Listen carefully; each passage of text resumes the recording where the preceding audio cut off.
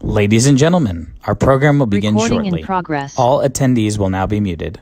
As the program begins, we strongly recommend you select Speaker View within Zoom for the optimal viewing experience. Please note that today's program is being recorded. Thank you.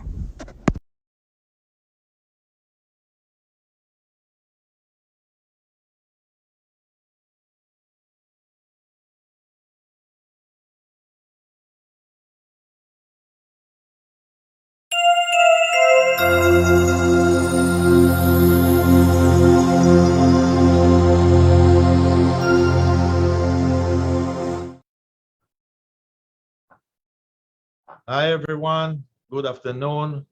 Sorry for the short delay. My name is Israel Maimon, and I'm the president and CEO of Israel Bonds. And I'm happy and pleased and thank you for joining our event today. We are joined from many, many countries and few continents.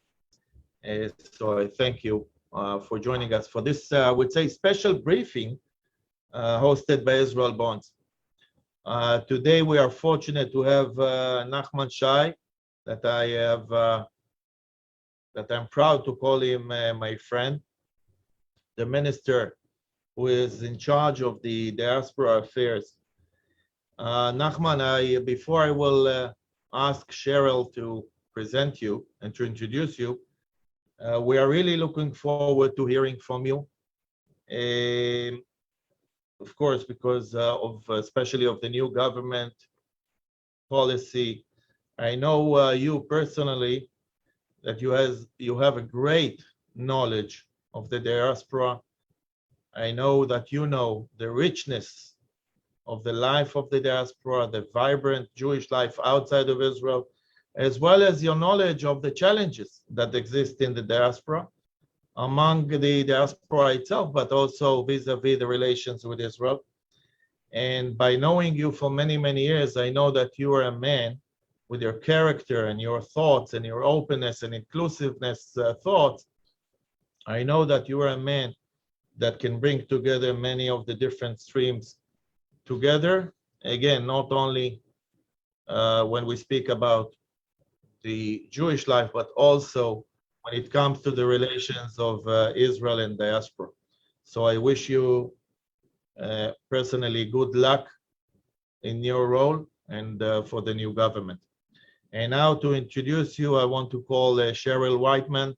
Cheryl is a member of our Miami Advisory Council, but before that, she was for many, many years the executive director in the Miami region, in the Miami office, and has done an amazing job for Israel Bonds. Cheryl, the floor is yours. Thank you, Israel, and shalom to all of you. The relationship between Israel and the diaspora is one of the Jewish people's most precious assets. The relationship predates the establishment of the state, when Jews of the diaspora supplied funds and resources to help turn the dream of Israel into a reality.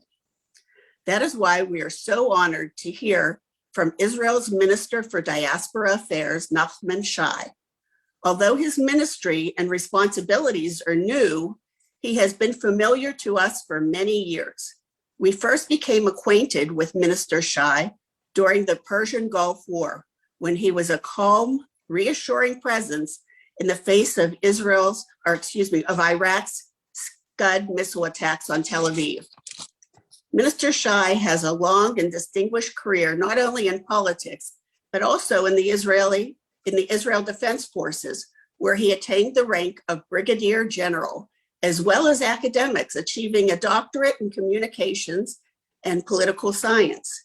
In June, he added to his impressive resume by assuming the post of Minister for Diaspora Affairs. Minister Shai has devoted his life and professional career to defending Israel and strengthening the relationship between the Jewish state and the Jewish people.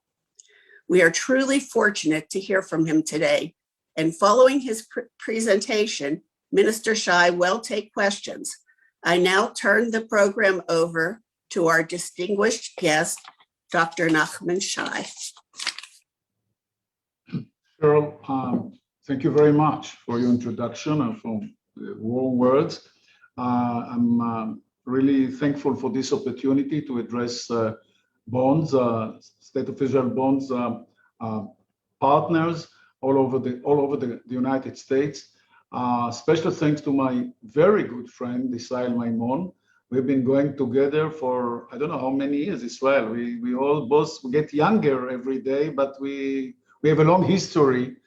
One of the smartest and the wisest Israelis I've ever met, I should tell you. And I honestly believe that he has done a lot and contributed so much for the success of Israel's bonds. You are now celebrating 70 years, and your contribution to Israel is immense, I can tell you. I do remember, now I was too young to remember, but in general, what the bonds has been doing, State of Israel for generations. And I couldn't imagine Israel without State of Israel bonds. You all know that. And thank you for continuing to help and contribute to Israel in many ways. Cheryl, you are from Miami, and I've been to Miami a few weeks ago as my first assignment as Minister of Diaspora Affairs. I went to Surfside, actually with a delegation of the Homefront Command rescue team to try and help our American friends. They did their best. Unfortunately, there were no survivors. And also by my visiting the area and the city and talking to the Jewish community there and going to the shul and talking to the rabbi and the entire community, I think I carried a message from Israel that in times like that, we stand together. Because, as I well remember, Israel remembers that, Zeev remembers that very well, America came to help Israel, comes to help Israel anytime we need it. So that's how we run relations with friends. In times of disaster, troubles, sorrow, we share it between us. That's how we supposed to run our relationship with our friends. I spent some time there, came back, and now I'm ready was ready to assume my new duties as a government minister in charge of diaspora relations. And let me tell you what I see are the major challenges, as I was asked by you, for the government in the near future. The first one is the budget. Israel remembers very well what does it mean to pass a budget in the government. We actually haven't had a budget for over 2 years, which is unbelievable. But now with the new government, and I'll dedicate some of my presentation to the new government, the new budget will come to the government approval, to the cabinet approval in a few days. It will take day, night, maybe another day without sleep, but finally we'll have a budget which will show the way where this government is going. Which way and how new it is. We know we have to handle security.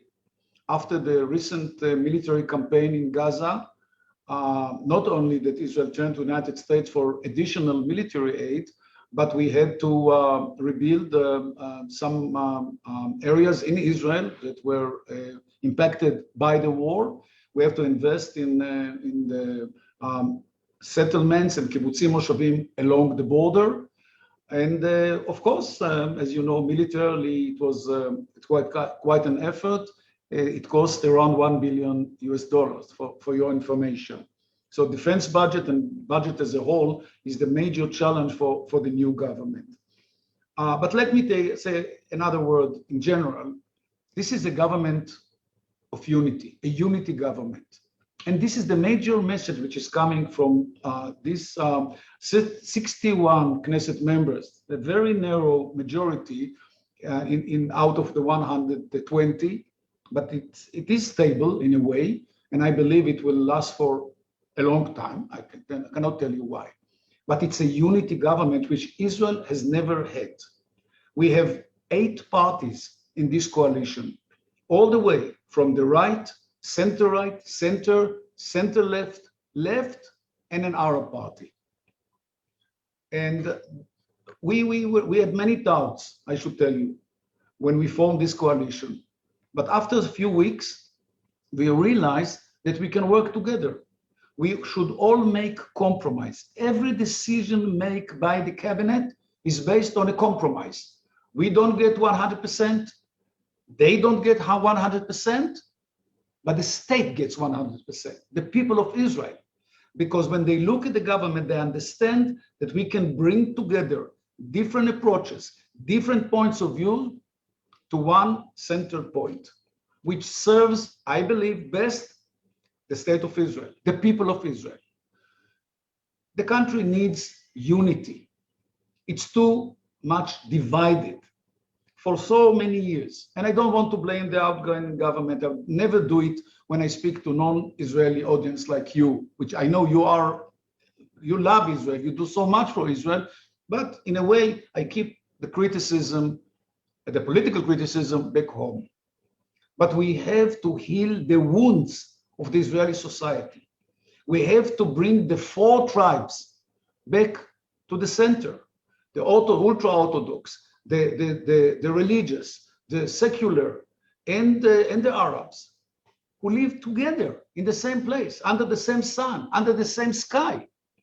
This is their state. This is Israel, Jewish democratic state for everyone.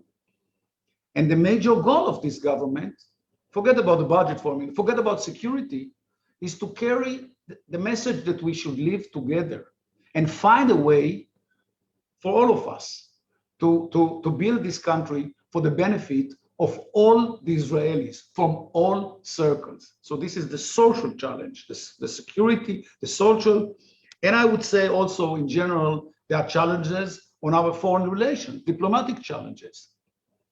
Our relations with the United States are extremely important, and we are listening to the voices coming from America. And I should tell you, once in a while, we hear voices that we are not used to. So we have to pay attention to certain streams in American public opinion and to ask ourselves how much we are doing in general, not particularly the American Jewish community, which I'll touch in a minute, but in general, we have to be bilateral. We have to be accepted by both Republicans and Democrats, as it has always been in the entire history of Israel. Both Republicans and Democrats built relations and maintain relations, and both presidents from the Republican side and the Democratic side were good friends of Israel.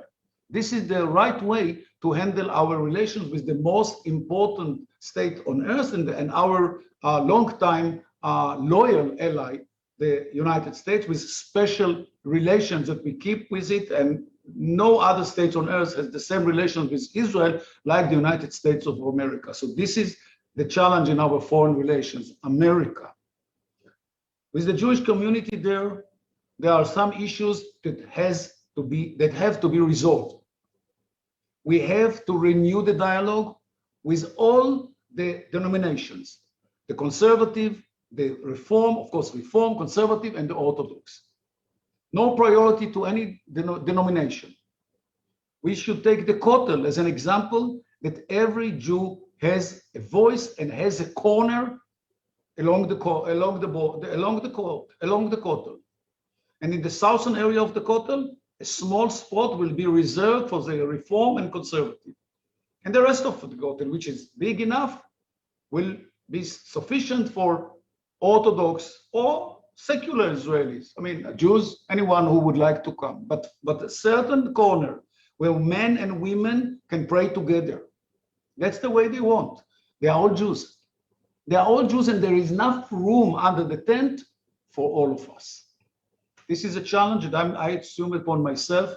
Israel knows how hard it is to get a compromise on the Kotel. It won't be easy, but I hope there is some understanding now in this government, in the unity government, that we should remove the Kotel and this issue out of the table and get to the real dialogue between you and us. Let me tell you that in as much as I see it, there's a new paradigm now, which is extremely important between American Jews and Israel. We are not only getting from you as you have been generously did for the entire history, but we have to give back. Israelis should know that our brothers and sisters in the United States and elsewhere, globally, it's time for us to give them back, to return, to pay our debts. Of course, we still rely on your help. I'm not saying anything about, just the opposite. I encourage you to continue your work with State of Israel bonds. I'm sure it's extremely important. You don't have to hear it from me. You all know that. But at the same time, we bear responsibility, mutual responsibility, but bear responsibility for you. And if you take the last military campaign, the Garden of Walls, which immediately affected your life. I don't remember any other military campaign, and I remember some of them that so much impacted Jewish life in the diaspora. And we should remember that. I would even say that when the cabinet is making decisions, someone in the room should say, please remember, what does decision mean in terms of our, as I said, brother and sister, Jews all around the world. And one of the most important issues is anti-Semitism. There is a dangerous rise in anti-Semitism. You know that very well. And we are following very carefully what has happened since the military operation in the United States and elsewhere. We just had a global forum combating anti-Semitism in Jerusalem, because we are working from here to combat anti-Semitism. But we also should know that how much it impacts your life wherever you are in America. This is also a certain responsibility of the government of Israel.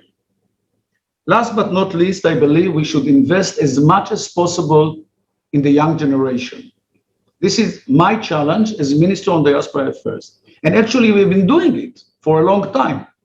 But as a result of what's happened recently, and how much, when we analyze the public opinion reaction to the military operation, and in general, we know that we have to approach and to reach hundreds of thousands of young American Jews, wherever they are, in American campuses or elsewhere, and develop a dialogue with them, and answer their questions, and give them a chance to ask their questions and to answer them. Just not any longer unilateral dialogue. Dialogue is not unilateral. Dialogue is based on questions and answers from both sides.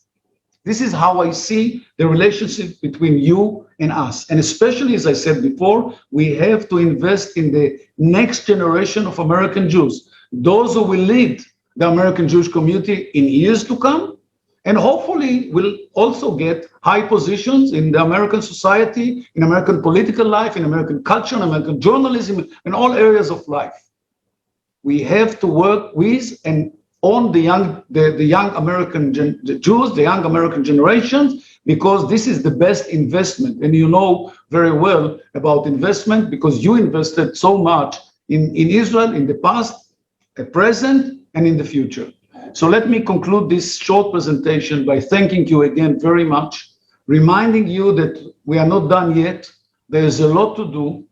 I'm very hopeful to continue this dialogue with you, with the State of Israel bonds, and with the American Jewish community as a whole. And you all are most welcome to come to Israel just when we get out for this another rise of COVID-19. It will be over. It will be over. Israel will open its gates. You're all most welcome to come and visit the country that you all love so much. So again, thank you very much. And I'm here now available for your questions. Thank you, Minister Shai. Before we go to questions, on a personal note, I want to thank you for coming to Miami, for bringing help to the first responders. I had been out of town when the disaster happened, and much of my old Miami staff were there helping pass out food, whatever. But what everyone told me was when you came and when the soldiers came, the surviving parents and relatives were so uplifted, at least for a few days. So thank you so much. And I hope you come to Miami. That was a great speech. So on that note, we'll go to questions.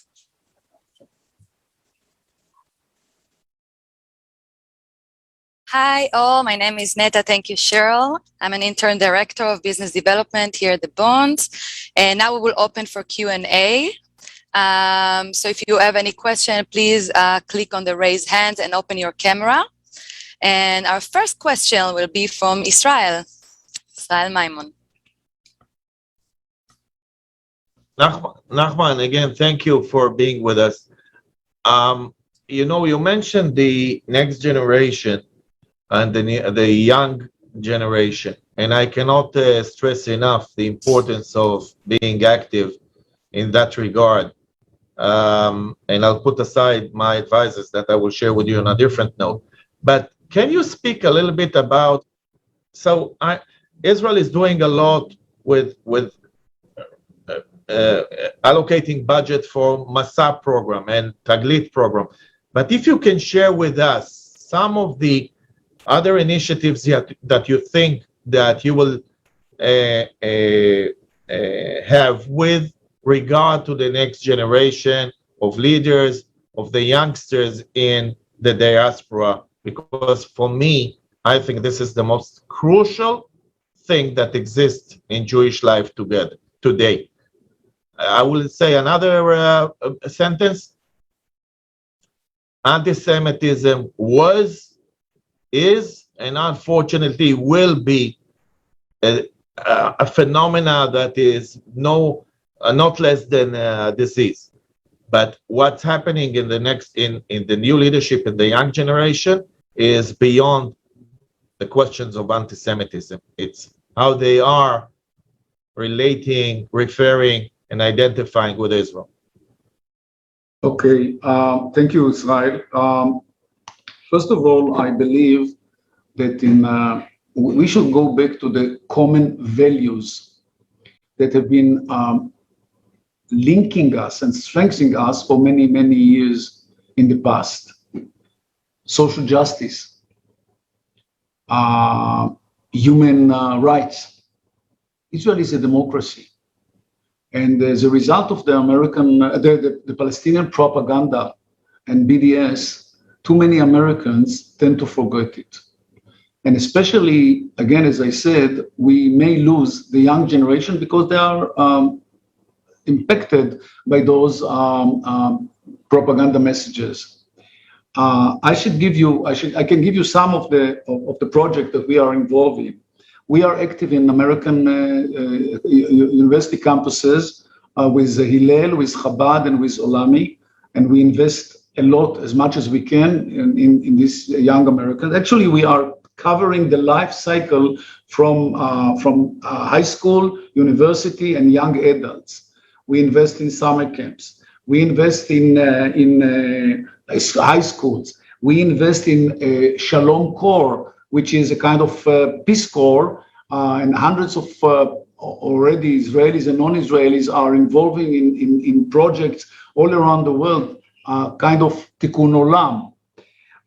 We are also inviting and hosting thousands of women in Israel in the program called Momentum. 6,000, 7,000 of them have been to Israel already, going back to their communities and spreading the word and encouraging other women to join that movement and come and visit Israel. It's a short time, like Taglit and Masa that you know Israel very well, but they come for 10 days, but you don't know how much, you cannot appreciate how much it energizes them, and when they go back, they serve. Women are, of course, the most powerful element in our family. So they do they become center of Jewish and Israeli identity in their own communities. And I can give you more and more examples. We invest also in something that maybe you don't know enough. We should educate the Israelis about the importance of the diaspora to Israel. Not everyone knows that. We should do it in high school. We should do it in universities. We should do it in the military. We should do it in the public service. We should do it with the Knesset, with elected officials. I myself have been leading delegations of Knesset members 4 or 5 times to the United States. Many of them became government ministers, not as a result of their visit to the state, but that's the way it is in politics. And they were not aware what Jewish life in America looked like. They have no idea. They know what the difference between conservative, reform, and Orthodox, because we in Israel mainly are Orthodox, even we don't know what it means. So it's really a time not only to be working with you, and that's also the challenge of my ministry, to be working with the Israelis again, special emphasis on the young generation, bringing them to some understanding that we are not alone in this world. We are just 7 million Jews, but another 8 million, approximately 8 million Jews live all around the world. 6 million of them are in America, 2 million all around the world. What are we doing with them? How much we feel when something happens there. These are Jews. These are part of our nation. We have a common destiny. So these are quite a number of challenges, I would say, for a cabinet minister. But I gladly assume this position, and I hope that with your help, I can execute them and assume them. Thank you. Thank you. So our next question is from Jay Markowi. Please introduce yourself and let us know where you're from, and also remember to. Thank you. Yeah, I'm Jay Markowitz. I live in Atlanta, Georgia. And my topic is anti-Semitism. And I certainly know in the younger people, they don't seem to be as sensitive to it as they should be. But just specifically, Doctor, what are some of the, some of the things or maybe some of the causes we can support here in the U.S. that really do good work in anti-Semitism? And I must say, I give money to a lot of Jewish charities, and it's like once you get on the list, you got letters coming in from everywhere, and I've not heard of 3/4 of the organizations that send me asks. So I'm wondering, just on the topic of anti-Semitism, what's the most effective organization or the best one to contribute to? Okay, Jay. First of all, in regards to Atlanta, I spent a year in Atlanta recently teaching at Emory. I love Atlanta very much, so I miss Atlanta, if I may say so. Secondly, to your question, well, thank you very much for your generosity. I mean, that should be said as well. It's a matter of, combating anti-Semitism. I agree with you. I agree with Israel. It's not an easy matter. I would say through legislation, and probably elected officials, and if you don't know, you can approach them and make sure that there will be proper legislation in all levels, starting with city, state, and the federal, the national level. In all levels, there should be a very effective and consistent struggle and combat against anti-Semitism. And it should be enforced by law enforcement authorities, by judges, by courts, and everyone who is involved in anti-Semitism. And we now are faced with a new phenomena, anti-Semitism in the social media, which is all over. We can identify sometimes where it comes from, and we can react through the Facebook or Twitter or other social media partners. But you should do your share on this too, and you can, because you do it from inside, from America. So law enforcement, legislation, and also I would say we should recruit other communities through relationship between the cities, in Atlanta, in the state of Georgia, and in the national level, to recruit the Black Americans, to recruit the other communities, the Asians and others. So it will not be just a Jewish struggle. It will be a common struggle, a national struggle, a national combat against anti-Semitism. I trust that the government, the federal government, is doing its best. I heard from President Biden and Vice President Kamala Harris, it's not enough. It's not enough, but it's a message. It's a message, and it should be carried all over the country.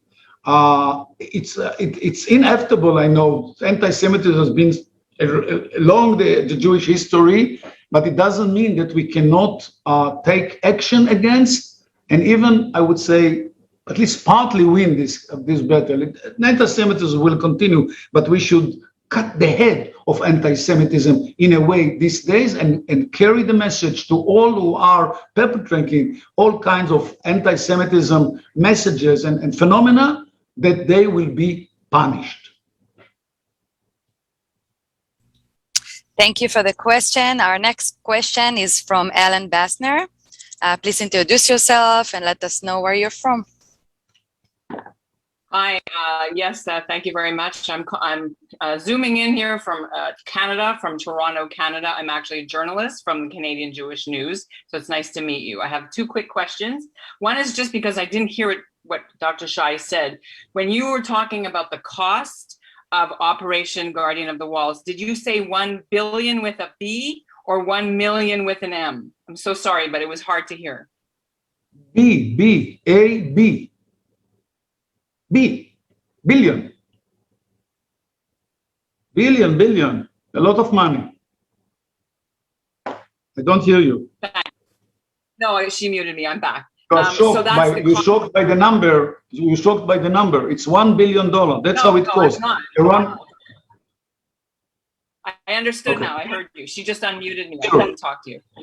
Okay, The sure. other question was, that is the total cost to Israel of Operation Guardian of the Walls, or is that the whole defense budget for in this next budget? I wasn't clear what you meant. No, I wish it was. No, just this operation cost $1 billion. And I tell you why, by the way, Ellen. I tell you why. And I would like this message to be spread as much as possible.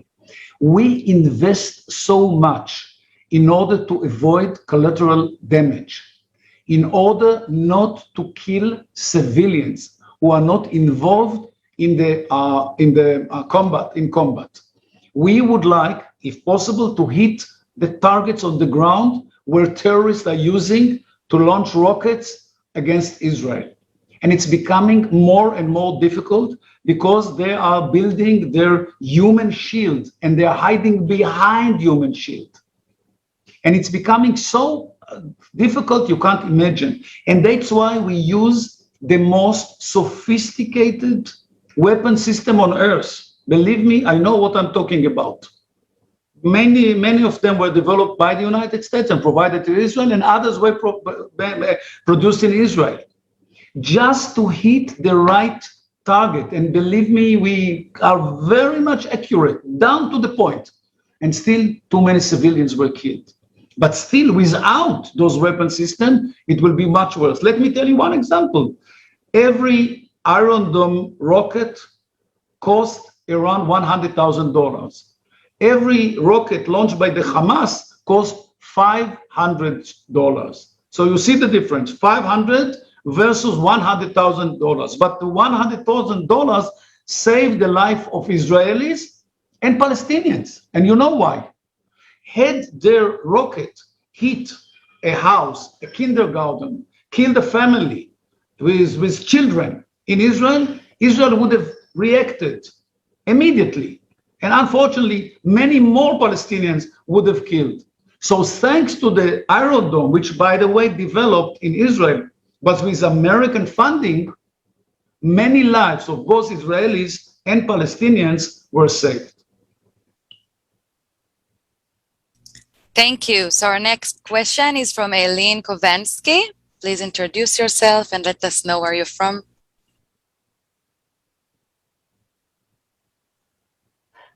Am I? Okay, I'm unmuted. I'm from Lexington, Kentucky, and I have so many things to say, but my daughter lives in Israel. She went after her bat mitzvah because she thought Israel was a small country and they needed help.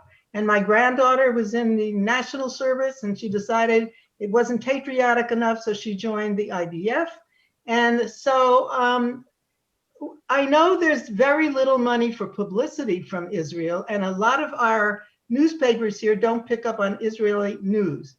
But just having the Israeli group down in Florida, they got a lot of publicity, and a lot of people really appreciated them being here, not just Jews, because they helped save they helped the people who were there mourning and all of that. So I think if we could get some more groups that are doing things, I mean, even like things, agriculture in Africa and health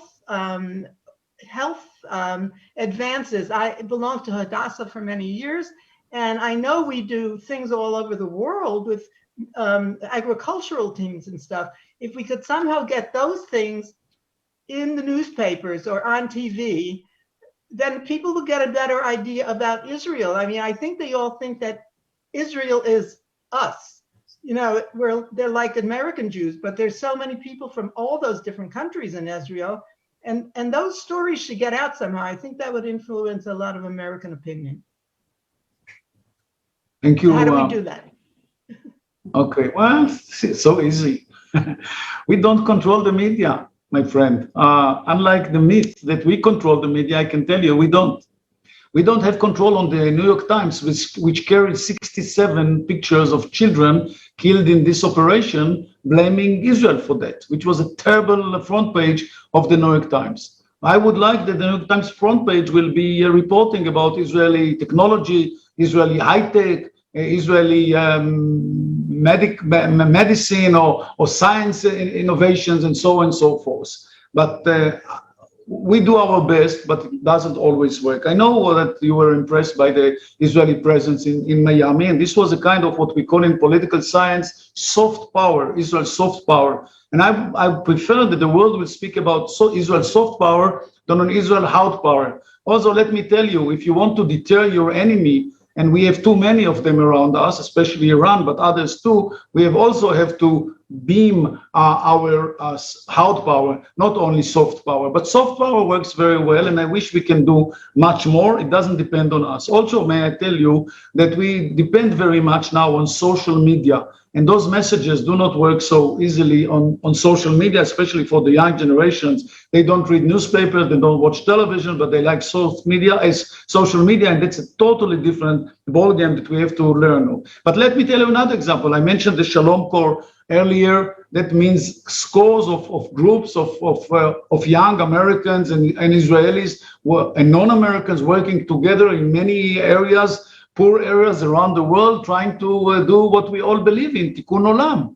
And that has been done through the funding of our office and generosity of other foundations and philanthropists from other countries. So we are ready to do as much as possible in terms of soft power, of publicity. As you said, we understand that we can collect a lot of sympathy and support in those activities, but unfortunately we deal with enemies. They don't care very much, like the Hamas in the south, Hezbollah in the north, and needless to say, Iran in the back. So we have also to build our military to be prepared for any attack from outside attack on our territory and on our people. Thank you again. So our next question is from Barry Barnes. Please introduce yourself. Good, I guess it's good afternoon now. I'm Barry Barnes. I'm a board member of Merkaz Morsorti here in Canada. I live just north of Toronto. Actions are obviously the most important thing, but I think words are important too. And one of the kinds of words that we do not hear from Israel that we are working very hard, at least here in Canada, to change is the concept of annexation, occupied territories, etc. We do not believe that Israel is occupying territory that is actually Israel's. But the Israeli government, when it speaks, and Israeli persons, when they speak to the diaspora, use the wrong words. They talk about annexing some settlements. They are not settlements. They're just villages, cities, towns that are on Israeli territory as far as we're concerned. And I don't think Israel recognizes that the use of particularly those terms from Israeli politicians is harmful to the diaspora Jews in terms of the anti-Israel, anti-Zionist movements that exist in the diaspora. Okay, first of all, I don't use the word occupation, and I don't use the word annexation. But Israel is a free country, open country, and we enjoy freedom of expression, thank God. Everyone can use any language, unless it's assignment, kind of assignment for terror, and that's not the case. I understand your position when it comes to the territories. I guess we do not share the same view. I believe in two nation state for two people. I believe we have to do everything which we can to reach a peaceful agreement between us and the Palestinians. I've been doing a lot, as much as I can, in the past 10 years as a Knesset member, and I will continue to do that as a cabinet minister, although this cabinet is not able to move either towards, annexation. I know you don't like the word, but at the same time, not only towards any withdrawal from the territories and helping the Palestinians to build their own state.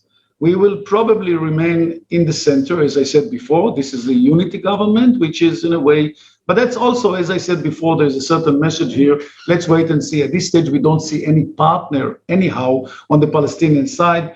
The president of the Palestinians are now too old to make any agreement, any progress in their relations with Israel. So at least in the foreseeable future, I don't see any change in the present. What we have to care very much is for human rights, make sure that the Palestinians living in the territories will enjoy as much as possible freedom, run their own life, hopefully economic prosperity. We let at least 100,000 Palestinians to come to Israel every day.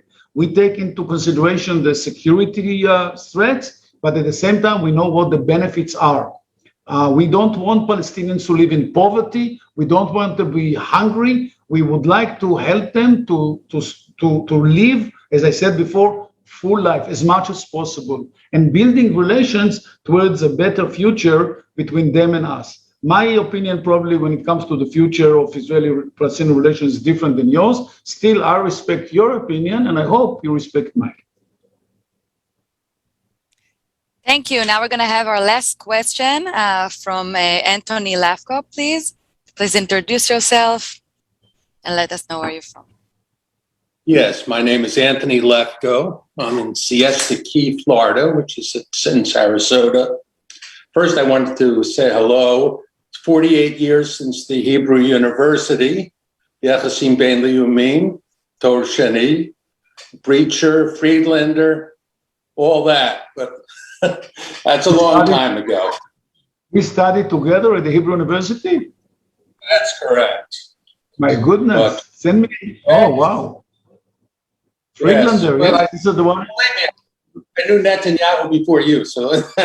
But my question was this.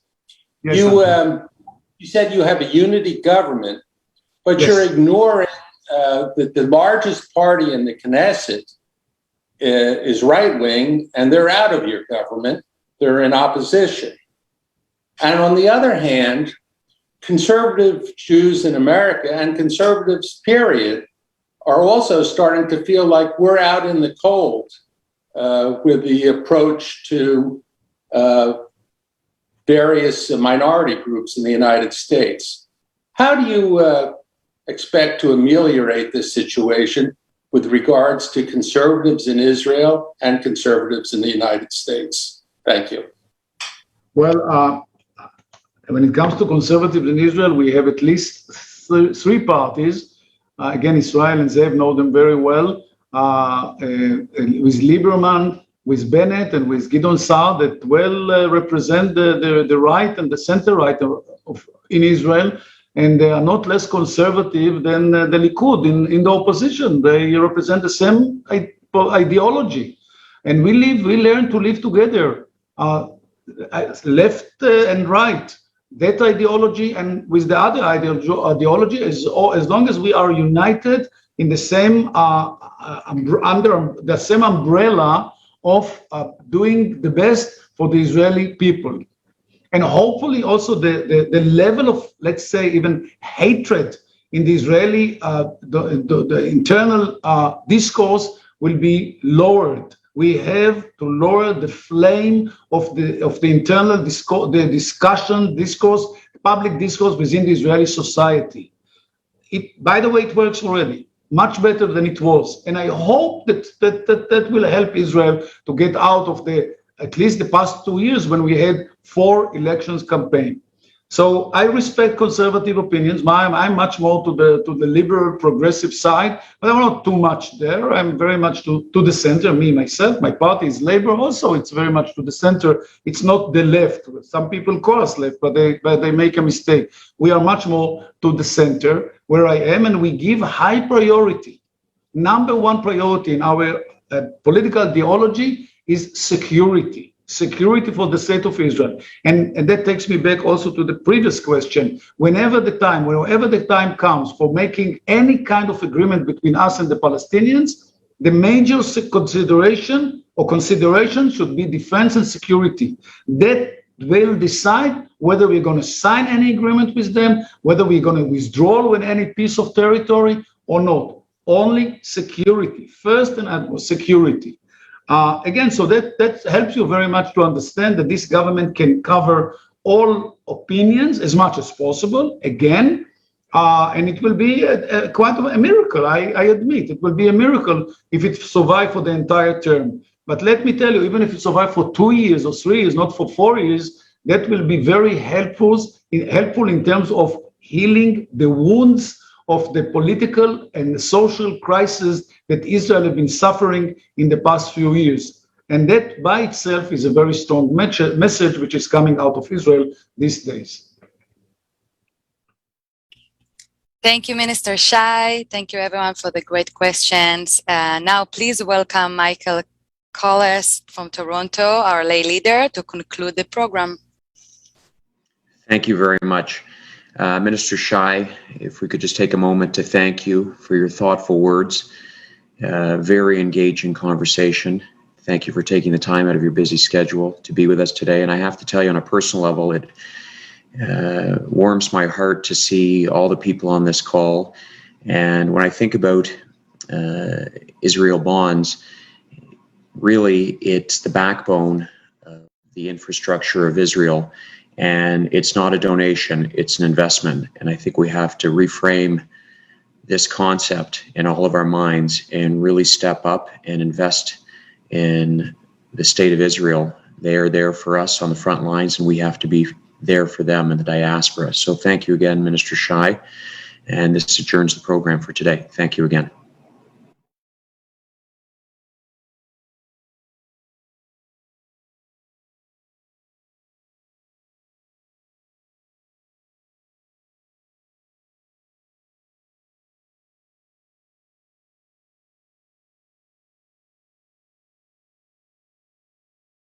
Recording stopped.